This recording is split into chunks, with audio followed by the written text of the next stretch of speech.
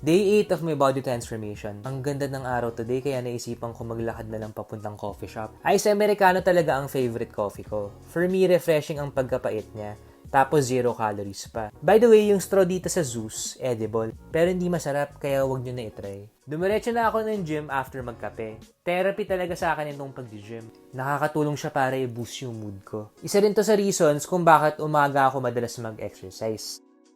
Now it's time to eat. Medyo tinatamad ako today, so nagprito na lang ako ng chicken breast. 0 calorie oil spray pala ang gamit ko pang prito. Hindi naman talaga siya calorie free, pero sa sobrang konti ng mantika na magagamit mo, halos wala na siyang calorie. Pati sa egg, pwede din siya gamitin. After intense trainings, it's always advisable to consume carbs para ma-replenish yung glycogen storage and protein to repair muscles. But you have to make sure na naka-calorie deficit pa din tayo in order to lose weight. After kumain, naglakad ulit ako sa labas and bought a drink. Ito Nutri-Fizz, mas lasa pang Sprite than Sprite Zero. Sugar-free din ito and it only has 1 calorie per can. Kaya new favorite drink ko na siya. Kanina umaga pala, when I checked my weight, 88.3 kilos na lang ako. So I lost a total of 1.1 kilos since day 1. I know I'm not there yet, pero I'm definitely on my way. Yan na muna ngayon. Bukas ulit.